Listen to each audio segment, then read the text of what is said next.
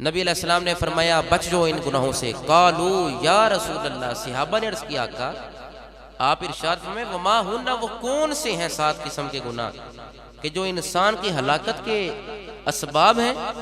کون سے وہ گناہ ہیں 7 قسم کے؟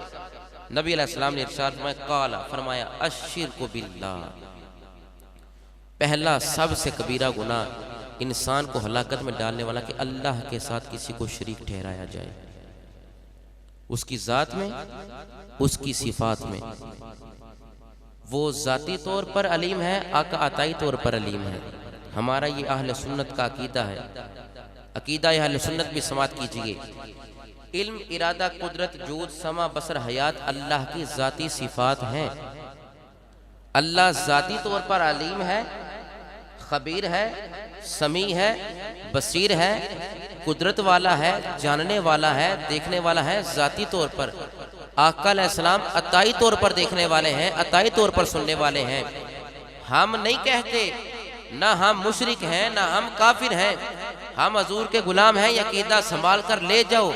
فرمایا سب سے بڑا گناہ الشرک باللہ، سنی مشرک نہیں ہے، سنی کافر نہیں ہے، مشرک سنی نہیں، سنی مشرک نہیں، کیونکہ ہمارے ایک ہاتھ میں رب کا قرآن ہے، دوسرے ہاتھ میں مصطفیٰ کا فرمان ہے۔ سنی مشرک نہیں اور مشرک، بولتے رہیے، سنی مشرک نہیں اور مشرک سنی نہیں۔ اللہ ذاتی طور پر سمیع اور بصیر ہے، آقا عطائی طور پر سمیع و بصیر ہے۔ اللہ ذاتی طور پر علیم و خبیر ہے، آقا عطائی طور پر علیم و خبیر ہے۔ ہم یہ کہتے ہیں کہ وہ اس کی ذات میں اس کا کوئی شریک نہیں، وہ وحدہ لا شریک ہے، لیس کمثلہ شیء، اس جیسا کوئی نہیں مگر اس کا شریک کوئی نہیں، ایک حبیب ہے جس کے لیے اس نے کائنات سجا رکھی ہے۔ شکر ہے آپ کو بات سمجھ آ۔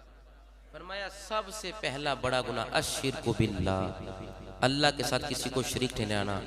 تو ہم شریک نہیں ٹھہراتے، ہم کہتے ہیں وہ اللہ کے حبیب ہیں، کائنات کے والی ہیں۔ دوسرا گناہ فرمایا والسحر، جادو کرنا، اسی لیے کہ کسی کو نقصان ہو، کسی کو تکلیف پہنچانے کے لیے جادو سیکھنا۔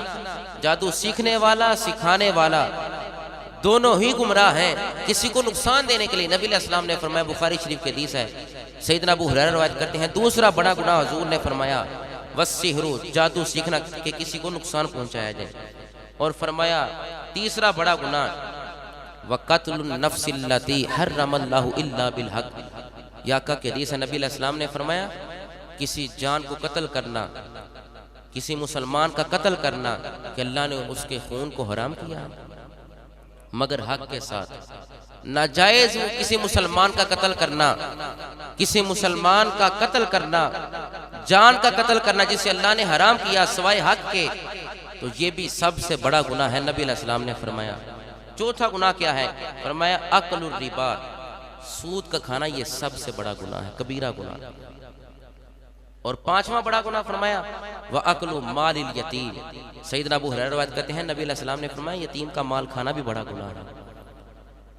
آج تو جس کے گھر میں یتیم ہو لوگ نظریں چراتے ہیں، جس کا باپ نہ ہو پوچھو جس کا باپ دنیا سے چلا گیا۔ اللہ سب کے والدین کو حیاتی عطا فرمائے، سلامتی عطا فرمائے۔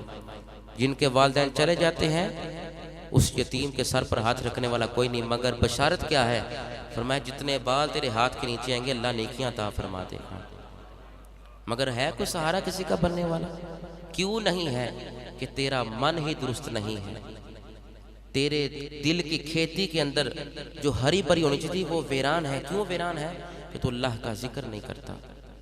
فرمایا پھر بڑا گناہ نبی علیہ السلام نے کیا ارشاد فرمایا؟ فرمایا وَالتَّوَلِّي يَوْمَ الزَّحْفِ، کہ لڑائی کے روز پیٹ پھیر کر بھاگ جانا، دشمن کو سینہ دکھانے کی بجائے پیٹ دکھانا، یہ بھی بڑا گناہ ہے۔